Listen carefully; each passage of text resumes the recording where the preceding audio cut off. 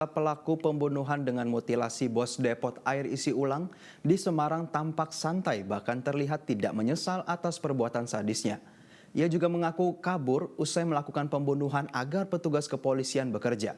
Dan berikut kutipan wawancara dengan Reza Indragiri, anggota Pusat Kajian Permasyarakatan Poltekip sekaligus psikolog forensik. Mas sore, Assalamualaikum.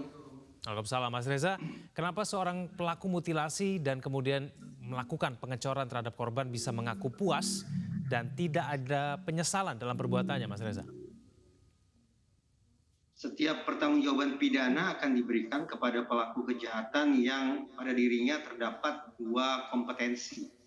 Pertama diistilahkan sebagai cognitive competence atau pemahaman. Jadi kalau berdasarkan pemberitaan di media yang saya simak, si pelaku ini bisa menjelaskan secara gamblang perilaku atau tindak tanduknya dari hulu sampai hilir. Jadi kita bisa bayangkan dia punya pemahaman yang utuh tentang apa yang dia perbuat. Dan kompetensi yang kedua adalah kompetensi kehendak.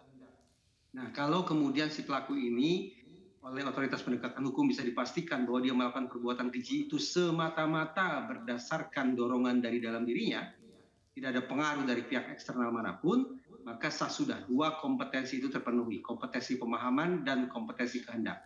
Hitung-hitungan di atas kertas, ketika seorang pelaku sudah memiliki dua kompetensi ini dan berhasil melaksanakan tujuan kejahatannya, maka memang yang bersangkutan akan bisa merasakan kepuasan, merasakan bahwa misi kejahatan yang dia langsungkan atau dia miliki sudah berhasil dia selenggarakan hingga tuntas. Puas adalah menjadi sebuah sensasi yang dirasakan oleh pelaku yang misi kejahatannya bisa dilaksanakan dengan tuntas.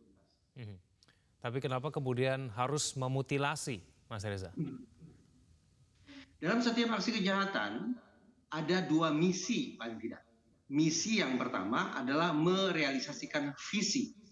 Jadi kalau yang bersangkutan memang sudah punya visi atau keinginan untuk menghabisi nyawa orang lain, maka misi pertama yang harus dia lakukan adalah memastikan bahwa setiap tindak tanduk yang dia lakukan betul-betul akan mencapai visi hilangnya nyawa orang lain tersebut.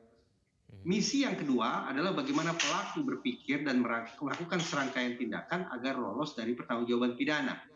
Nah, tindakan memutilasi tubuh korban sedemikian rupa, lalu mengecornya, bisa kita pahami sebagai manifestasi dari misi kedua tersebut.